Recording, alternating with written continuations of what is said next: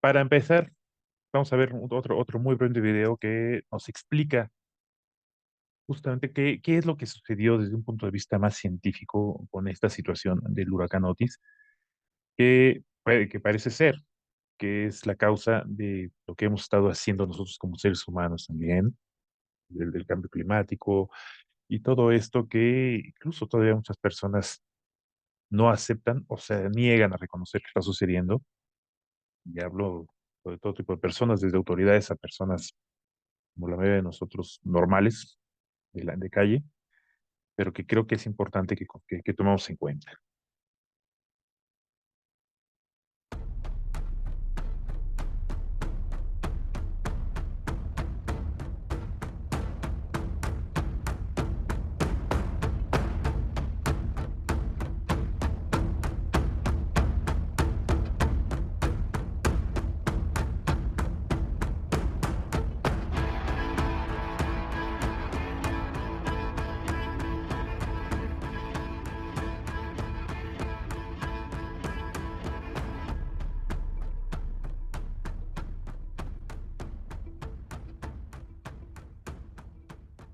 Otis, has strengthened at really an unprecedented rate. And seeing how quickly it strengthened,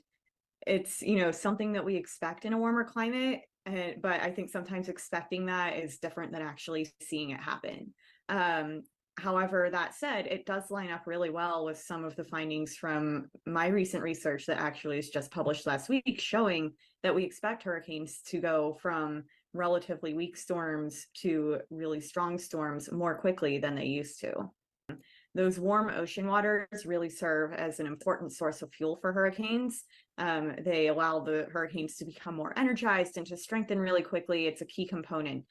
So having seen, that over recent decades, about 90% of the warming that's been caused by human caused climate change has gone into our oceans. We've seen those ocean surface temperatures getting warmer. Certainly that was the case for Otis.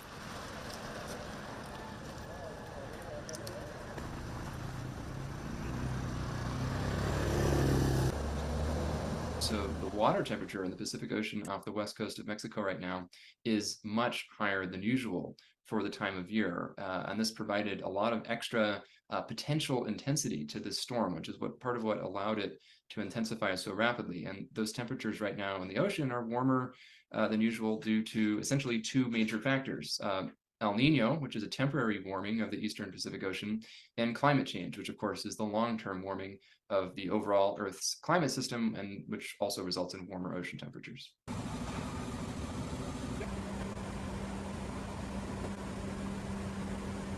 We are very much already seeing the impacts of a warmer climate in how destructive these storms are, how quickly they become that destructive. And I think that that tells us a couple of things. One, that we need to be working to think about how we can make our coastal communities more resilient, because we're clearly already seeing the impacts of climate change playing out today. I think the other thing that we need to be thinking about is how do we limit additional warming to make sure that this isn't a trend that continues to get worse.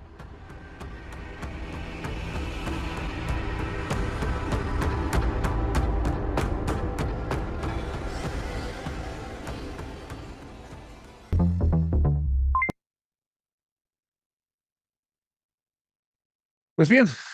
tuvimos este evento y a lo largo de estos últimos años hemos tenido muchos otros eventos similares, sismos de gran intensidad, por supuesto, algo que no podemos ignorar, el caso de la pandemia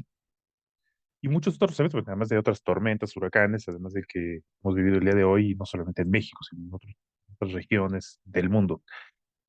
Y por supuesto, muchas de estas situaciones podemos decir que son imprevisibles, que no esperábamos que sucedieran, aunque siempre existía un poco la idea que pudieran ocurrir. Hace algunos años, este autor, Nassim Nicholas Taleb, propuso la idea de los cisnes negros, y esto derivado de que, pues normalmente casi hasta hace algunos años, no tantos, pensaba que solamente los cisnes existían de color blanco, y que ya la característica de cisne blanco ya era lo que definía como tal a estas aves, hasta que se encontraron cisnes negros, es que se cambió realmente la perspectiva de lo que podría representar una característica de un cisne, y no solamente considerar el tema del color, aquello que no esperábamos porque simplemente ocurría. Realmente entonces, ¿qué es un cisne negro? Pues son aquellas situaciones que ocurren sin que más o menos pudiéramos esperarlas. Según Nicolás Taleb, eh, estos son los puntos que los caracteriza, es realmente una rareza, realmente fuera de las expectativas normales, y subrayo el tema de normales, producen un gran impacto. Por supuesto, esto es relativo también, y también, a pesar de su rareza, eh, muchas veces se hace una explicación de su existencia después de que esto ocurra, en realidad. Esto es algo interesante también, porque si bien si analizamos que gran parte de estos eventos disruptivos pudiera ser que no los esperábamos, no supiéramos que ocurrieran, la mayoría de las veces sabemos que pudieran ocurrir, pero realmente no se toman las medidas necesarias o se subestima su aparición de una manera temprana. Y para eso también es importante definir muy bien qué es lo que es un evento disruptivo. Se habla de cualquier disrupción o evento que se anteponga no solo a la organización, sino también al sector, a la población, al mundo simplemente, y que se deben prever las situaciones micro y macro que puedan afectar el desempeño y amenazar la perdurabilidad de la organización o de la sociedad o del lugar donde están. Vamos un poco al detalle a justamente los puntos que decíamos que definen justamente a, a estos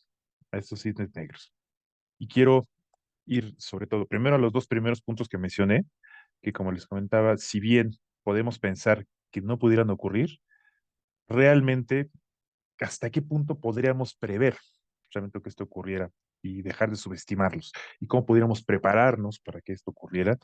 y no simplemente pasar al punto 3 de solamente tratar de explicar por qué es qué es lo que lo ocasionó. Por supuesto, es muy útil encontrar esa explicación porque nos permitiría prevenir cualquier otra situación, pero también siempre es conveniente evitar bueno, tratar de evitar que esto ocurra, o al menos que los daños, máximos daños, se presenten. Y para ello tenemos que entender lo que es el proceso de gestión de resiliencia. Lo importante es tener la suficiente flexibilidad, adaptación y resistencia hacia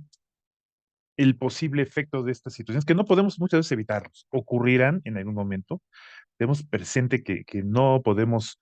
evitarlas del todo, pero ¿qué es lo que tenemos realmente que hacer? Cuando esto ocurra, como hemos vivido ahora en el tema del huracán Otis, es sabido que habrá unas consecuencias, habrá daños, habrá efectos negativos, pero también es importante saber que podemos nosotros adelantarnos un poco y hacer que nuestra recuperación sea lo más sencilla y lo más cercana hacia lo que buscamos, o al menos a la situación en la que se vivía antes justamente de este evento. Por eso, pues normalmente podemos tener claro o definir cada uno de estos puntos. Primero que nada, como he mencionado, tener la preparación. En algunos casos se pueden prever con un poco de tiempo. Cuando se refiere, por ejemplo, a tormentas, tornados, puede ser clave ante esta situación. Y como una primera respuesta, pues en un primer momento tomar las medidas oportunas y de preparación para permitir una mejor recuperación. Entendemos también algunos conceptos. Resiliencia, como ustedes pueden verlo aquí, lo pueden leer, se refiere a una medida de la habilidad de un material para absorber energía sin deformación plástica o permanente. Es una definición que podemos encontrar en la ingeniería, en la física, y a su vez existe otro término que conocemos como tenacidad, que es una medida de la habilidad de un material para absorber energía sin fractura. Es decir, en ambos casos estamos hablando de qué tanto se puede resistir a un efecto que se ejerza sobre estos materiales. Cuando hablamos ya de la resiliencia a un nivel humano, es realmente qué tanta o qué capacidad tiene una persona o un grupo de personas de recuperarse frente a una adversidad para seguir con su actividad, pues lo más cercano a la normal, Normalmente son circunstancias complicadas, como puedes leer ahí, y pueden generar de cualquier manera un trauma, pero como siempre se dice, este tipo de situaciones también nos pueden generar mucho aprendizaje y creo que es lo que podemos aprovechar precisamente de esta situación. Y también, para entender un poco más esto, veamos otros conceptos. Hablamos hace un rato de lo que era un evento disruptivo, todo aquel evento, incidente que se puede anticipar o no anticipado, que debería ser anticipado en realidad, que puede tener ciertos efectos. Normalmente se les considera o se les toma en cuenta cuando las devastaciones son graves, o el impacto es mucho, muy grande. Pero como dijimos hace un rato, esta dimensión de la intensidad suele ser también relativa. Para muchos, si lo comparan normalmente con eventos disruptivos de gran escala, de gran potencia, de gran intensidad, pues algunos otros pueden considerarse pequeños, pero por eso es importante que cada uno de ellos se analicen de manera independiente. Y para eso justamente es este tema de la gestión y análisis, y la gestión de la resistencia y análisis de los daños que se puedan presentar. Y por eso vamos hacia otro punto, que es el tema de desastre, que definimos como desastre. Normalmente las definiciones que encontramos se enfocan más bien en las consecuencias, más que en las causas. Por eso es importante nuevamente el que podamos prever estas situaciones. Y normalmente la definición que nos ofrece la Oficina Nacional de Atención de Emergencias de México, la ONAE, basado en la UNDRO, se refiere a un evento identificable en el tiempo y el espacio, en el cual una comunidad ve afectado su funcionamiento normal, con pérdidas de vidas y daños de magnitud en sus propiedades y servicios, que impiden el cumplimiento de las actividades esenciales y normales en la sociedad. Incluirá, por supuesto, la evaluación número de fallecidos y heridos, obviamente, primero que nada el tema de personas, también de sus bienes, y evaluar las pérdidas materiales, y hasta qué punto se generan este tipo de temas sociales. Aquí quiero recordar un poco el cómo después del sismo del 85, lamentablemente después explotado de manera política, pero que sí ocurrió, vimos realmente una acción de solidaridad por parte de la gente que que creo que fue muy valiosa después de esa gran catástrofe, fue muy valiosa para el desarrollo como tal de la población. Aunque lamentablemente con el tiempo se va olvidando este trauma, nos vamos olvidando también el sufrimiento que tuvo algunas personas y poco a poco vamos volviendo a nuestra vida normal. Y lo importante es justamente no olvidar que cada uno de esos eventos pueden y sucederán nuevamente, pero muchas ocasiones no sabemos cuándo. Para ello, pues, es importante considerar algunos puntos ante estas situaciones. Con determinar perfectamente un punto de recuperación en el cual podamos establecer cuáles son los mínimos necesarios para poder definir o para poder trabajar en la recuperación de cada uno de los eventos o de las situaciones que se nos presenten, determinar perfectamente un tiempo de recuperación, no solamente dejarlo a tratar de ver cómo van a avanzar las cosas, sino realmente tener una buena planificación que nos permita precisamente tener una recuperación lo más ágil, más rápida posible, además lo más cercana para seguir desarrollando las actividades esenciales, como lo hemos mencionado antes. Esto a veces también llega a ser definido por algunas normas. Aquí solamente voy a poner como un ejemplo la ISO 22301, en la cual, de acuerdo a a este método, es posible identificar amenazas y fortalecer justamente esta capacidad para hacerles frente o para precisamente tener una mejor eh, recuperación y evitar que el daño sea mayor de tal manera que llegue a una paralización, justamente. Y para eso tenemos que entender muy bien cuáles son nuestras actividades, qué es lo que hacemos, qué hacemos cada uno de nosotros, cómo vamos a mitigar justamente el riesgo de que esto ocurra, entender los desafíos que representan para toda la sociedad como tal, gestionar las amenazas, siempre tener un enfoque siempre proactivo. Lo que menos podemos dejar es que nos lleve un poco la desesperación que nos lleve incluso también a una parálisis y una no recuperación óptima de la situación. Por supuesto, minimizar los gastos o los costos que esta labor de recuperación nos pueda llevar. Como dijimos al principio, de cualquier manera, este tipo de efectos o de situaciones nos van a llevar a tener alguna pérdida, pero que al menos estas sean las menos posibles, para que justamente el tiempo de recuperación sea el mínimo. Tenemos que visualizar las prioridades que la población debemos tener, como es el ambiente, la seguridad social, la salud, la infraestructura comercial, que es lo que echa a andar justamente la sociedad, enlace con el exterior, ¿no? Realmente somos un ser social, un ente social que dependemos realmente de muchas otras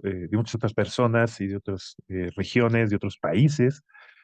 tener una recuperación rápida y prevenir otras amenazas. Aquí es algo de lo que hemos mencionado en otro también principio, de que pues normalmente, bueno, esta reunión está enfocada al tema de el efecto que puede haber tenido toda la población. ¿Qué tanto podemos dejar solamente el apoyo que podemos darles de manera individual, pero qué tanto también podemos colaborar para que la actividad como tal, que es lo que va a llevar, al final de cuentas, a una mayor, a una situación más parecida a lo normal, de qué manera podemos hacer que el comercio, la actividad social, la salud se vuelva en este caso, no solamente a Acapulco, sino a todas estas regiones que fueron afectadas, que bueno, fueron muchas más, obviamente, del foco casi normalmente de este huracán, fue Acapulco, por ser un área turística importante del país, pero muchas poblaciones en los alrededores y en Guerrero fueron arrasadas realmente, fueron afectadas de manera importante. Y por desgracia, como escucharon en el video del inicio, pues eh, a veces hasta ignoradas. No se tiene notificación de realmente cuál fue el efecto real y muy probablemente no lo sabremos sino años después o probablemente nunca lo sabremos porque no habrá quien nos lo informe. Se habla incluso de poblaciones y poblados que están arrasados en su totalidad, que por no ser de importancia turística a veces son ignorados. Normalmente dentro de las interrupciones se tienen las funciones, operaciones, toda la vida normal que llegamos a tener, por efectos de situaciones previsibles, algunas de ellas, como pueden ser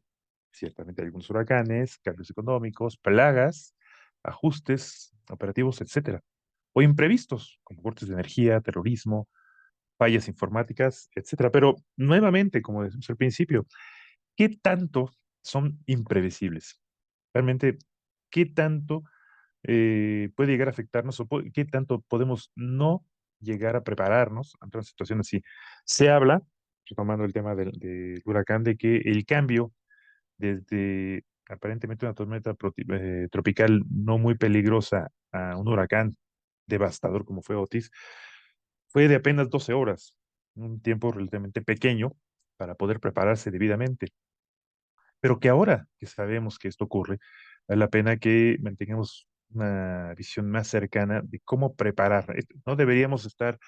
visualizando el desarrollo de este tipo de planes pensando en actuar cuando ya hay un posible peligro cercano, sino debería ser algo común, algo que debe estar establecido en la población o en la sociedad de una manera normal para cualquier situación. Entonces, también para este tipo del aspecto relativo, también tenemos el análisis de impacto, cual ve qué tanto daña o ha afectado a esta vida normal, qué tanto está afectando a la gente, a los servicios que estas personas que viven en el lugar o que puedan llegar a visitar la zona requerirán, la infraestructura que permitan que estas actividades puedan desarrollarse, cuáles son las dependencias que tenemos de ellas y cuáles alternativas tenemos además, las actividades comerciales que permitan realmente la subsistencia de las personas al final de cuentas y por supuesto enfocado a la situación económica y el cuidado del marco legal, entre otras. Establecer también una política muy clara en este plan, que todo esté perfectamente documentado, que haya una comunicación adecuada, que pues lamentablemente, y hemos de decirlo en este caso particular, no lo fue, pero que al menos aprendamos de ella y de aquí en adelante poder establecer algunas medidas que permitan una mejor comunicación y más ágil. Que todas aquellas partes interesadas, es decir, la sociedad, la parte económica, la parte social, las autoridades, todo esté integrado justamente en este sistema. Hacer una revisión constante porque sabemos que el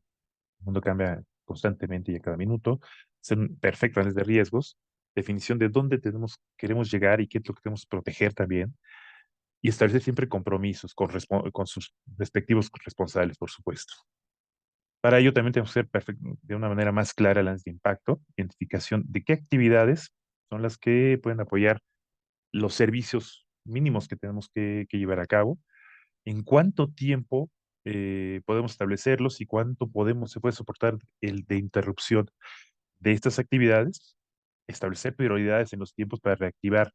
las actividades correspondientes, identificar quién lo va a hacer, qué dependencias y recursos necesitamos para que esto se pueda desarrollar. Más o menos esto nos ilustra un poco de manera gráfica qué es lo que debería considerarse. Primero que nada, ya que se supone que estaríamos haciendo una revisión constante de nuestro plan de gestión de la resiliencia, pues estar desarrollando puntos de respaldo. Piensen ustedes el ejemplo clásico de una computadora, que normalmente muchas de ellas hoy en día están programadas ya para hacer ciertos respaldos de reinicio que se van grabando en su equipo. Este equipo normalmente puede tener programado hacerlo cada 6 meses o cada mes, dependiendo de la importancia de la información que usted pueda considerar ahí, también la configuración que su propietario asigne. Y en el momento que llegue a haber una falla, hay la posibilidad siempre de recuperar un nivel aceptable de la información que en esta computadora puede haber. Bueno, en la sociedad es exactamente lo mismo. Lo importante es mantener siempre este respaldo de lo que necesitemos para poder definir realmente qué es lo que podemos recuperar. Y por eso existe la evaluación de magnitud de pérdidas, que a partir del momento que ocurre el evento disruptivo, ver que, bueno, entre el punto en que hicimos este último respaldo y el evento, habrá cosas que habremos de perder. Lo importante es que esta magnitud sea la mínima, que entre el último respaldo y el evento disruptivo sea un periodo de tiempo lo más pequeño posible para que también aquello que no podemos recuperar sea también lo mínimo. Y de ahí, obviamente, viene la recuperación, de que siempre habrá estas pérdidas, recuperación de pérdidas, una fase en la que se eche a andar, bueno, se haga la preparación de la activación del plan de resiliencia. Y a partir justamente de su activación, solamente veamos una recuperación, hasta llegar al punto en el que todos los procesos críticos, los esenciales, puedan ser restaurados. Y, bueno, y que esto, por supuesto, no sobrepase, bueno, pero eso hay que definirlo perfectamente, un periodo máximo de inactividad tolerable a la situación después de que ocurre este evento. Para eso es necesario establecer este plan de gestión, que bueno, como ustedes pueden leerlo aquí en la frase, no es un signo de debilidad, sino al contrario, ser conscientes de que somos vulnerables, que tenemos que en algún momento tomar las medidas necesarias para seguir adelante también. ¿Qué es lo que debe contener el plan? ¿Cuál es el propósito y el alcance? ¿Cuáles son los objetivos? ¿Cuáles son los criterios de activación y procedimientos para llevarlo a cabo? Los procedimientos de su implementación, quiénes son los responsables, roles de cada quien, y la relación con las autoridades, los aspectos relacionados con la comunicación, quiénes son las interdependencias con otras áreas, la parte que está fuera de nuestro entorno, que requeríamos para poder avanzar, qué recursos requeriríamos también, que incluso cuáles podremos blindar y cómo será este flujo de información, porque siempre es importante que la información fluya, porque como sabemos, uno de los efectos más notables de estas situaciones, en este tipo de situaciones, por dicho, de estas catástrofes, ocurre mucho miedo, hay mucho miedo, la gente queda sentida de lo que ocurre. Y sabemos que gran parte del miedo que la gente tiene es justamente la falta de información, el desconocimiento, la ignorancia de lo que puede suceder. Entonces también es por eso tan importante este tipo de información que pueda fluir hacia las personas que pueden resultar afectadas. Decíamos hace un rato, establecer procedimientos perfectamente documentados, como hace un rato mencionamos, de roles y responsabilidades, cómo se va a activar la respuesta y quién lo va a llevar a cabo de manera oportuna, cuáles son las consecuencias, determinar cuáles son las actividades que tenemos que eh, activar o hacer para gestionar las consecuencias inmediatas del hecho. Primero que nada, el bienestar de las personas, por supuesto, eh, que algunas de las operaciones básicas puedan echarse a andar lo más pronto posible y prever pérdidas posteriores, porque también lo estamos viendo hoy. El efecto negativo de este huracán no solamente fue lo que pudimos ver o sentir para aquellos que tenemos aquí presentes, algunas personas también de la zona, en las primeras horas o inmediatamente después del huracán. Y que aún el día de hoy tenemos diversos problemas que incluso algunos, ya lo retomarán algunos de los ponentes que ocurren también que han ocurrido en otros eventos similares, que vienen después, a veces semanas, meses o a veces años posteriores a este hecho. Hoy estamos viendo los problemas de el incremento de casos de dengue, por supuesto, y otros padecimientos, enfermedades, como son algunos padecimientos gastrointestinales, la sociedad, las cuestiones sanitarias, la expresión incluso de aspectos psicosociales, es lo que aún vemos después de que ha pasado, pues ya estamos cerca de cumplir los 2 meses de que esto sucediera, y aún así, pregunten ustedes a las personas que viven en las regiones si pueden afirmar que ya pueden olvidar el hecho. Van a pasar mucho tiempo. Algunos expertos hablan de que tomará de 2 a 3 años para regresar más o menos a la zona, a lo que estaba acostumbrados, pero obviamente, como dije hace un rato, por desgracia, hay muchas regiones más allá de Acapulco que nunca sabremos realmente cuál fue el efecto real que tuvo, tuvo el huracán. Por eso es importante establecer precisamente en esta plan de recuperación las actividades prioritarias para reducir este tiempo justamente de recuperación y eh, de definir perfectamente cómo comunicaremos las actividades para poder facilitar que se lleven a cabo, qué tipo de medios, quiénes son los interlocutores adecuados y volver a establecer estos puntos de recuperación, no olvidarlos, aun cuando lleguemos al punto, podemos decir, podemos ya considerar una recuperación aceptable. Para eso tenemos que identificar los diferentes eventos, bueno, las diferentes situaciones que se puedan dar con los diferentes tipos de eventos que pueden ocurrir. Existen los de alto riesgo, en los que, pues, normalmente se presenta un riesgo grave, un riesgo de seguridad y salud, para la salud y la seguridad de las personas. Se llega a ver una interrupción importante de las operaciones y las actividades cotidianas o necesarias para el desarrollo normal de la vida de las personas. Corte de suministro de materias primas, llega a faltar alimento, luz, ustedes lo vieron también de lo que ocurrió eh, en este evento del huracán. Empezó a fallar incluso las comunicaciones, la dependencia que se tiene hoy en día, por ejemplo, en Internet. Nos comentaban algunos compañeros y algunos conocidos, amigos de la zona, que aún el día de hoy eh, cuesta mucho trabajo incluso dar un correo electrónico, que para la época en la que vivimos suele ser algo esencial. Obviamente esto impide que haya un desarrollo natural de las tareas, a veces totalmente imposible. Las autoridades deben estar bien notificadas y deben conocer la situación para que ellos tomen, pues, la responsabilidad que les corresponde, pero una regulación muy clara también para que esto pueda desarrollarse incluso en posiciones que quizás para algunas personas no llegue a agradarles, pero que debe tomarse en cuenta, y también el impacto económico, financiero que pueda tener la zona. Al final,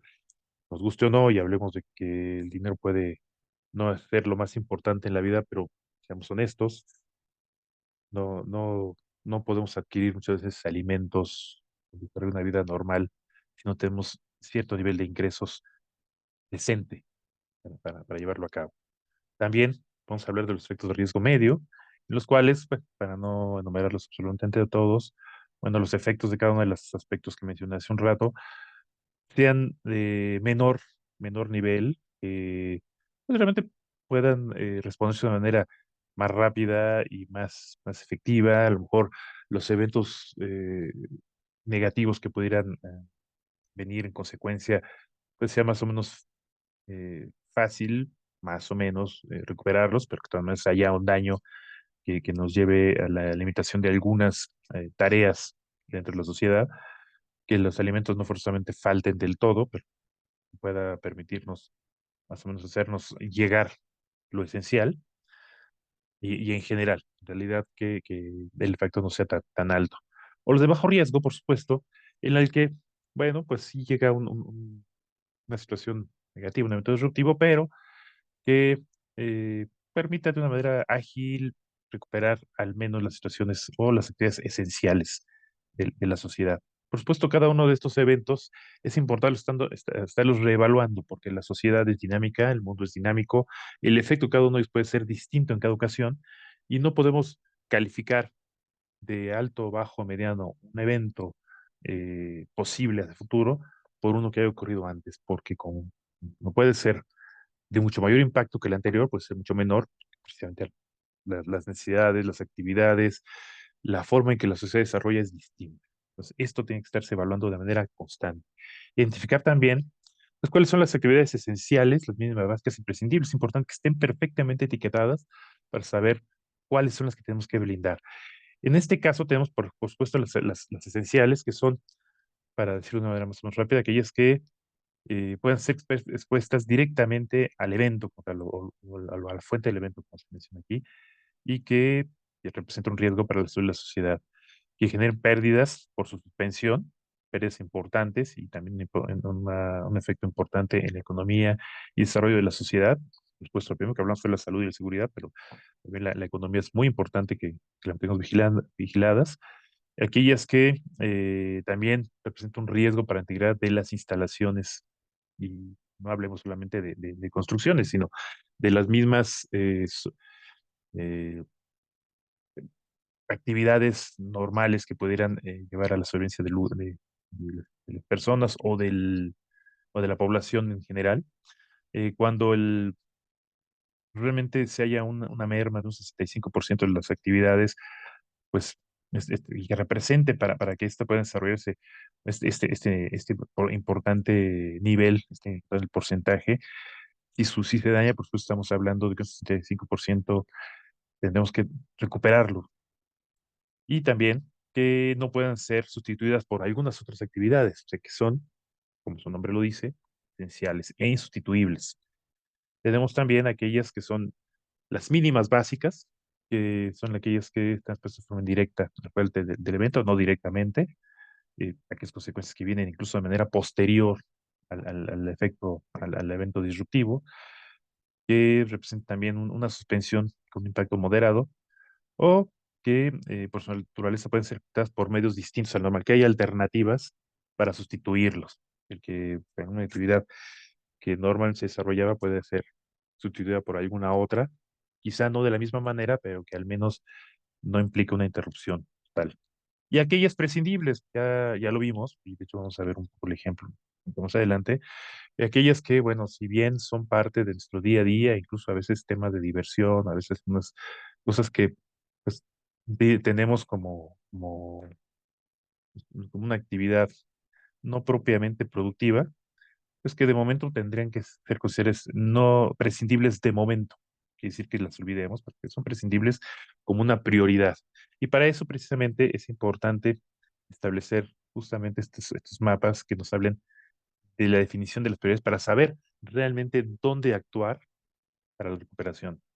Y normalmente a veces se recomienda hacer este tipo de cuadros en las que evaluemos estos niveles de riesgo, la identificación de las actividades críticas y nos permitan cada una de ellas, cada una de las actividades, ver si es de un impacto crítico, moderado o trivial y si consideramos actividades esenciales, básicas o prescindibles para que, ya que no, seguramente no podremos actuar sobre todos los efectos posteriores al daño, bueno, posteriores al evento disruptivo, en este caso el huracán, temblor, o a veces simplemente una pérdida de de alguna situación que impida el desarrollo normal, pues necesitamos priorizar sobre dónde actuar. Y este tipo de análisis es lo que nos permite hacer. Enfocarnos, por supuesto, mucho más y de manera inmediata en recuperar aquellas actividades esenciales y que tienen un efecto o un impacto alto en la sociedad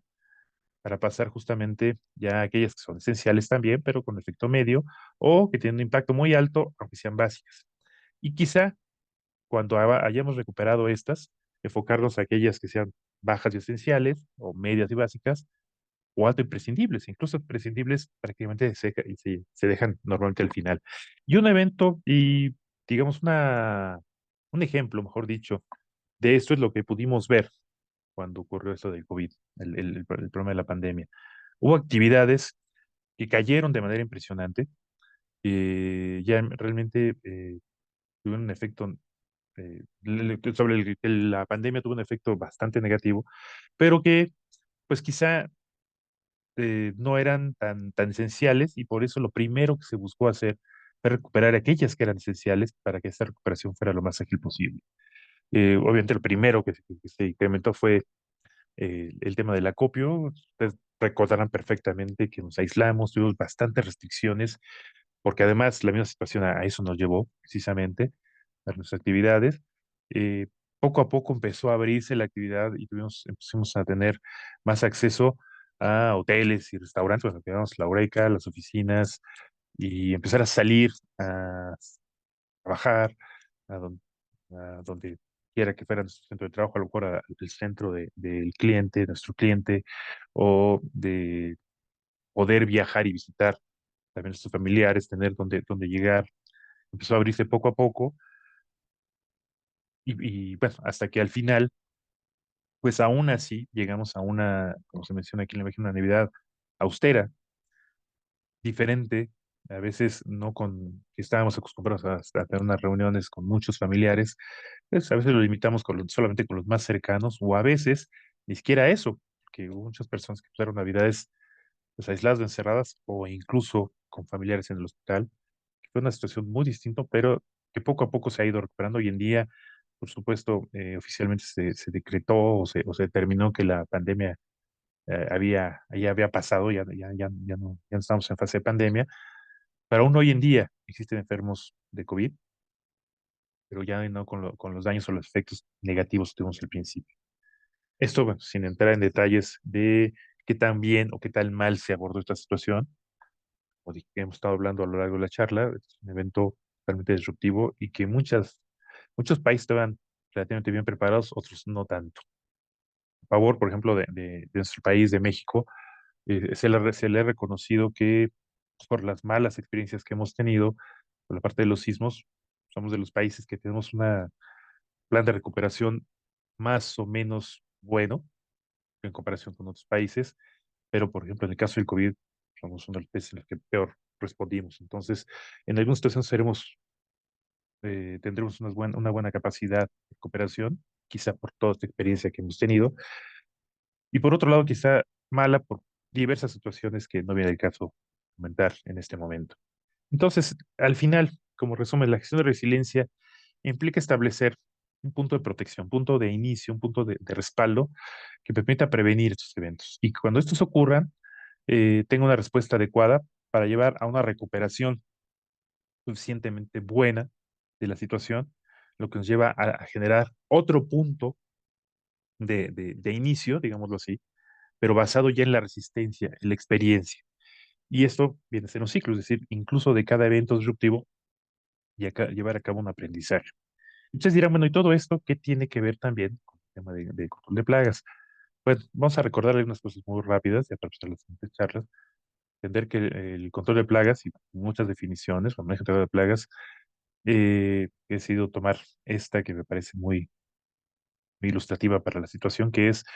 un programa integrado a largo plazo, basado en el conocimiento del ecosistema, que sopesa las consecuencias económicas, ambientales y sociales de la intervención. Si lo analizamos, en esta definición estamos viendo como tal un plan de resiliencia. Es decir, ¿qué es lo que vamos a hacer? ¿Qué consecuencias voy a tener? Y sobre esas consecuencias, ¿cuáles son las acciones que yo debo tomar? Debe estar basado principalmente en cuáles son los mejores métodos, basados principalmente en la biología de los organismos que pueden ocasionar los daños, por eso es importante evaluarlos también, eh, realmente manejarlos de manera sinérgica y estratégica, siempre buscar la colaboración de todas las áreas involucradas,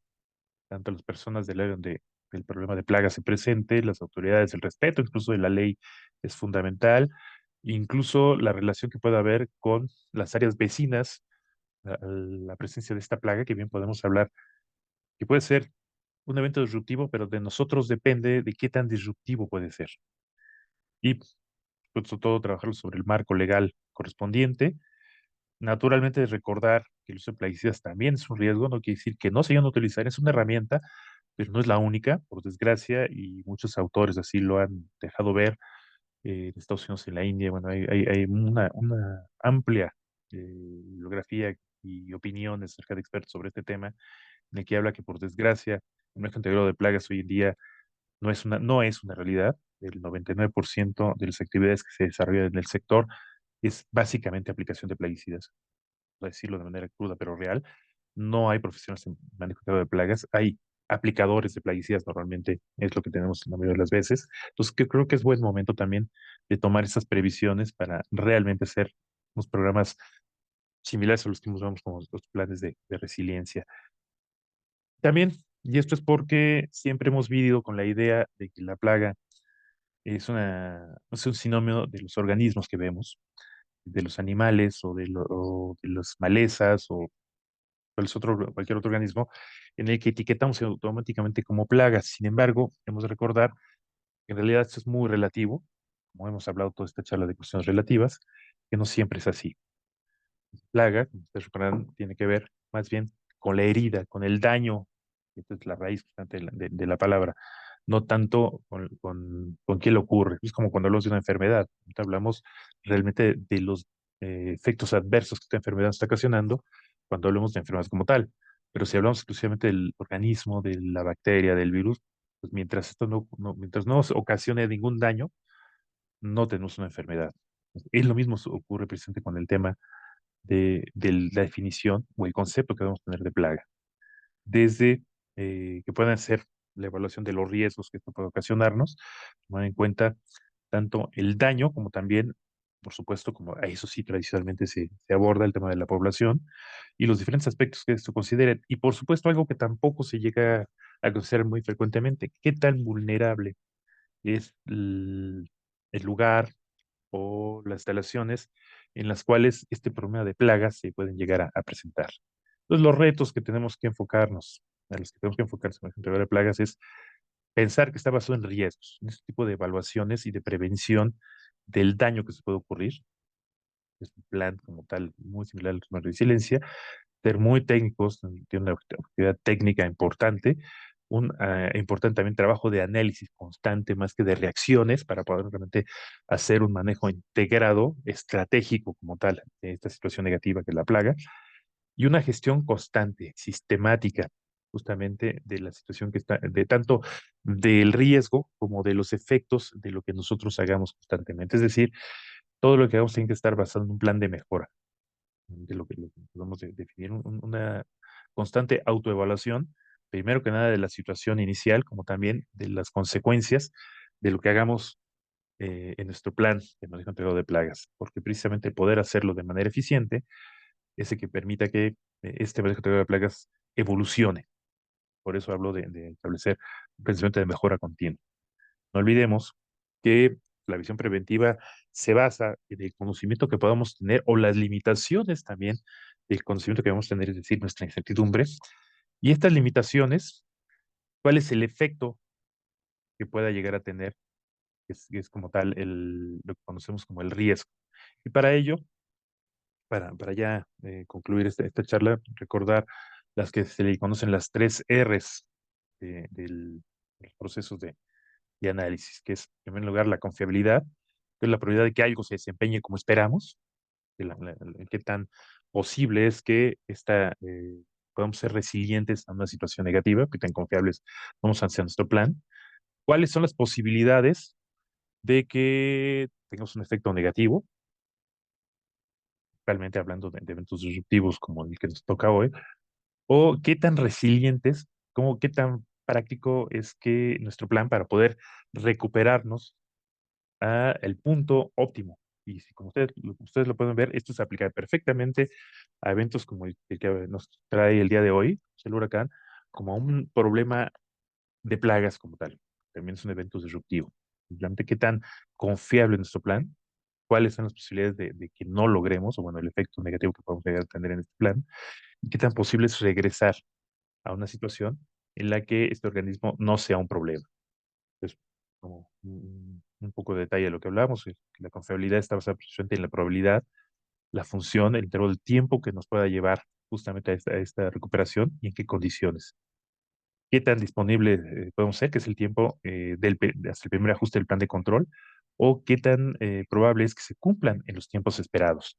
Por eso tenemos que estar midiendo constantemente, por eso normalmente tiene que ser cuantitativo. El riesgo puede ser cuantitativo y cualitativo. Se considera los famosos 4 factores de la evaluación de riesgos, que es la probabilidad,